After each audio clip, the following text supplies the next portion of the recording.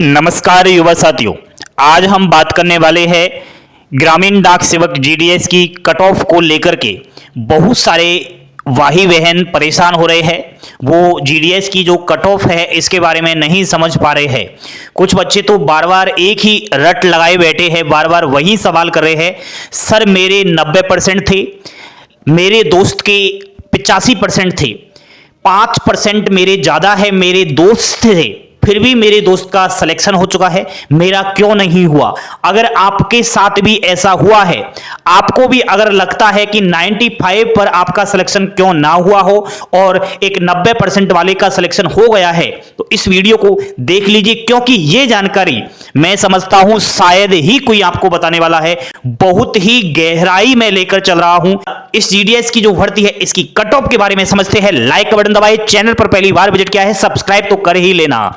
साथियों, जीडीएस को बोलते हैं ग्रामीण डाक सेवक और इसकी कट ऑफ पर चर्चा कर रहे हैं हम लोग। सबसे पहले तो आप सभी को यह भली भांति पता होना चाहिए कि यह भर्ती सेंट्रल लेवल भर्ती है, ऑल इंडिया लेवल से निकलती है। 23 सर्किल से यह भर्तियां आती है एक साथ। कुछ सर्किल हिंदी भाषी है, कुछ सर्किल अदर भाषी वाले हैं। तो जो हिंदी लैंग्वेज जानता है वो हिंदी सर्किल से अप्लाई करता है, और जो अदर लैंग्वेज जानता है वो अदर लैंग्वेज से अप्लाई करता है, वो तो आप जानते हैं। इन सर्किलों से अगर हम बात करें तो इनमें बहुत सारे अलग अलग डिविजन्स भी होते हैं। बता देता हूं, ये तो 23 सर्किल है, ठीक है।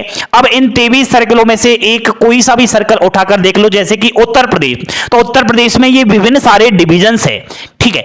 इन डिविजन्स के अंदर बहुत सारे ब्रांच ऑफिस और एसओबी है, ये भी आपको मैं दिखा रहा हूं। दोस्तों इतना ही नहीं, इन वीओ और एसओ में शहरी क्षेत्र के हैं और ग्रामीण क्षेत्र के हैं। फॉर्म अप्लाई करते समय हमें इस चीज पर बहुत ही ध्यान देना पड़ता है। सबसे पहले हमें एक बात का ख्याल रखना होता है कि 23 सर्किल से भर्ती आई है जीडीएस की। इन 23 सर्किल्स में से एक ऐसा कौन से सर्किल है जहां से मेरा सिलेक्शन हो, क्योंकि एक ही सर्किल से फॉर्म अप्लाई कर सकता है एक विद्यार्थी। वह आपने देख लिया। उसके बाद उस सर्किल के अंदर किस डिवीजन से आपका सिलेक्शन होता है, किस डिवीजन से प्रीवियस ईयर कट ऑफ कम गया है, इस बार कहां से कम जाने की उम्मीद है, यह सब आपको देखना पड़ता है। ये दिखाते हैं हम लोग। जब इसके फॉर्म अप्लाई होते हैं उस समय मैंने चिल्ला चिल्ला कर बोला था कि इस तरीके से आप लोग फॉर्म अप्लाई करो जीडीएस का, ठीक है। अब दोस्तों आपने सर्किल पसंद कर लिया, डिवीजन पसंद कर लिया और बीओ भी पसंद कर लिया, लेकिन उस बीओ में बात करूं तो अगर आप शहरी क्षेत्र का बीओ चॉइस करोगे तो वहां कट ऑफ ज्यादा निकलता है, और ग्रामीण क्षेत्र के बीओ का कट ऑफ बजाय शहरी क्षेत्र से कम रहता है, क्योंकि हर कोई शहर में नौकरी करना चाहता है। अब दोस्तों डिवीजन से हमने चॉइस किया, उस डिवीजन्स के अंदर हमें पोस्ट प्रेफरेंस ठीक से देना पड़ेगा। सब कुछ पोस्ट प्रेफरेंस के ऊपर डिपेंड करता है। सपोज करो कोई भी डिवीजन्स आपने किसी भी सर्किल का उठाया, वहां से अप्लाई करने की सोचा, वहां पर 100 पद है। कितने पद है? 100 वैकेंसीज है। यह अलग अलग कैटेगरी वाइज है, जातिवार अलग अलग पदों की संख्या भी है।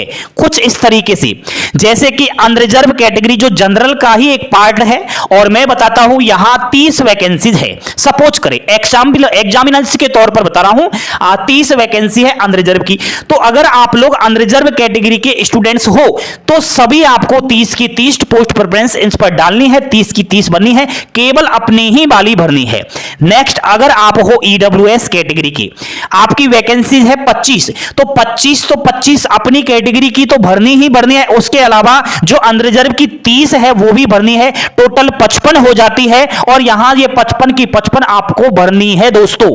नेक्स्ट है ओबीसी की 15 पद है मान लिया जाए, तो 15 पद तो आपको भरने ही भरने हैं, क्योंकि वो रिजर्व आपके लिए ही है। ओबीसी कैटेगरी के लिए उन पर कोई और फॉर्म अप्लाई कर ही नहीं सकता। उसके अलावा ओबीसी का भत्ता जनरल की जो पद है उसमें भी पोस्ट प्रेफरेंस दे सकता है। टोटल हो जाती है 45, ठीक है। नेक्स्ट है एससी कैटेगरी, मान लिया जाए 15 वैकेंसी है, एससी 15 भरना, और आप अनरिजर्व की भी भर सकते हो, 30 टोटल हो गई 45। इसी तरीके से एसटी 10 वैकेंसी है, तो 10 तो अपनी कैटेगरी एसटी की भरनी है, 30 अनरिजर्व की भरनी है, टोटल हो जाती है 40, तो 40 की 40 भरनी है। पीडब्ल्यूडी 5 वैकेंसी है, तो 5 की 5 भरनी है, ठीक है। हो गए 100 पद। इस तरीके से अगर आपने पोस्ट प्रेफरेंस दिया है तो मुझे कमेंट बॉक्स में मैसेज अवश्य छोड़िएगा। अगर आपने दिया है तो मैं समझता हूं कि बहुत सारी अभी मेरिट लिस्ट आ रही है जीडीएस की, थर्ड आ रही है, 4 आ रही है, 5th 6 कितनी लिस्ट आएंगी दिसंबर तक, ठीक है। तो किसी न किसी लिस्ट में नाम आ जाएगा। अब हम समझते हैं कट ऑफ, कैसे कट ऑफ निकलता है दोस्तों। जैसे कि ए पोस्ट ऑफिस के अंदर आपने फॉर्म अप्लाई भरा, वहां 2 वैकेंसीज है मात्र, एक तो है ईडब्ल्यूएस कैटेगरी की और एक है ओबीसी की। यहां पर 4 स्टूडेंट्स ने फॉर्म अप्लाई किया है 2 वैकेंसीज के लिए। नौकरी तो 2 को ही मिलेगी, 2 रिजेक्ट हो जाएंगे। कौन 2 रिजेक्ट होंगे वह देखिए। एक तो है 82% वाला एसटी का, इसने भरा है, 90% अनरिजर्व, 85 ओबीसी और 70% है ईडब्ल्यूएस, इन्होंने फॉर्म डाला है। यहां कुछ बच्चे कहने वाले हैं सर 90% वाले का सिलेक्शन होगा और 80% वाले का सिलेक्शन होगा क्योंकि इनकी सबसे ज्यादा यहां जो है परसेंटेज है। मैं कहता हूं नहीं होगा। मैं कहता हूं कि कहीं ना कहीं दोस्तों एक तो होगा ओबीसी कैटेगरी 85% वाले का और एक होगा ईडब्ल्यूएस 70% वाले का। क्यों? क्योंकि यहां पर जो एक वैकेंसी थी वो रिजर्व है ईडब्ल्यूएस के लिए और ईडब्ल्यूएस की सीट को कोई नहीं छीन सकता, इसलिए भले इसकी कम परसेंटेज है 70, इसको ही सिलेक्शन मेरिट टेस्ट में दिया जाएगा।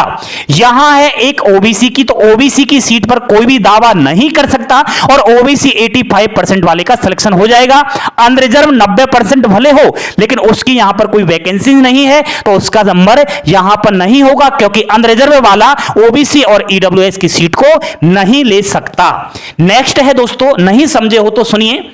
जैसे कि वी पोस्ट ऑफिस है, यहां पर एक पद है, मान लिया जाए वह पद है ओबीसी कैटेगरी के बच्चे का। अब यहां पर मिलनी तो ओबीसी को ही नौकरी है ना, क्योंकि 70% यहां पर अनरिजर्व का है, इसने भी फॉर्म डाला है लेकिन इसने दिमाग नहीं लगाया फॉर्म अप्लाई करते समय। वो बात मैंने यहां भी की है, दिमाग लगाना पड़ता है। जिस पोस्ट ऑफिस के अंदर फॉर्म अप्लाई कर रहा है वहां यह देखना पड़ता है कि मेरी कैटेगरी की वैकेंसी है या नहीं। अब इसने गलती करी है ना अनरिजर्व वाले ने, यहां क्यों अप्लाई किया? वही एक वैकेंसी ओबीसी की है तो इसको फॉर्म नहीं अप्लाई करना चाहिए था, तो यहां इसको निकाल दो, नहीं मिलेगी नौकरी। 60% वाला एससी कैटेगरी का है, नहीं मिलने वाली।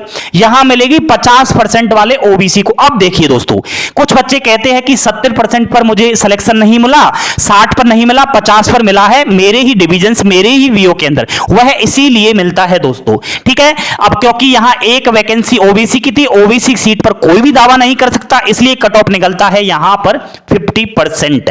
नेक्स्ट दोस्तों है सी पोस्ट ऑफिस। मान लिया जाए यहां एक पद है, वह पद है अनरिजर्व कैटेगरी का।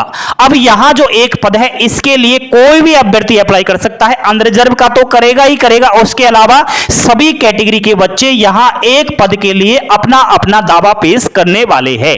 जैसे कि एक पद के लिए 2 बच्चों ने फॉर्म डाला है, एक तो है 60% वाला एससी और दूसरा है 50% वाला अनरिजर्व का। अब कुछ बच्चे कहेंगे सर यहां जो नौकरी मिलने वाली है वो अनरिजर्व को मिलेगी, क्योंकि आपने ही तो कहा था कि जिस कैटेगरी की वैकेंसीज है उसी को मिलती है।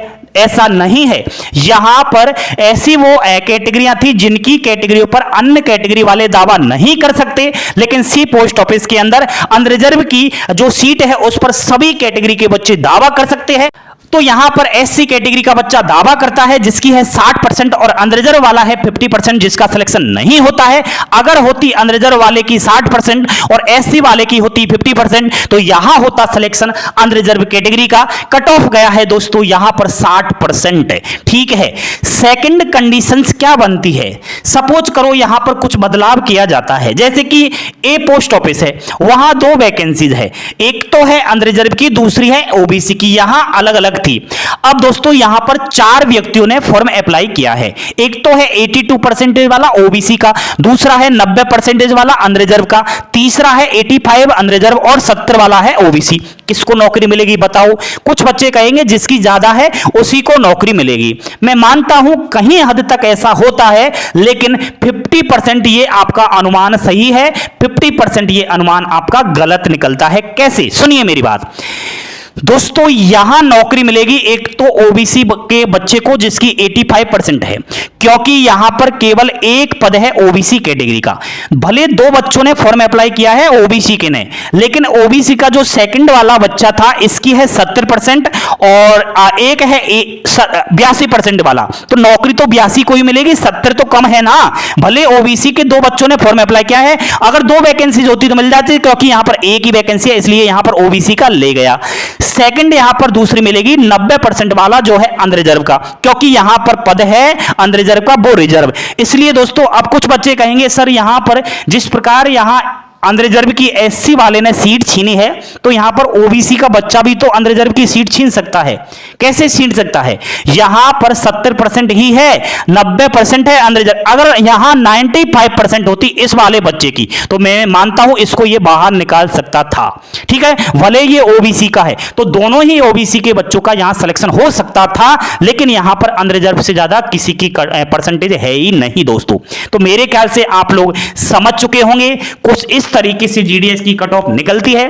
पसीना आ गया कट ऑफ बताने में। अब सपोज करो कि आपका जब नंबर नहीं आता है तो आप लोगों के कितना पसीना आता होगा, इस पसीने की कीमत समझो। सभी युवक टारगेट रखता हूं 5000 उंगलियों का लाइक का बटन दबना चाहिए। इस पसीने की कहीं ना कहीं कीमत चुकानी पड़ेगी। मेरे प्यारे भाई बहनों, लाइक का बटन जरूर दबाएं। यह है जीडीएस की कट ऑफ कुछ इस तरीके से निकलती है।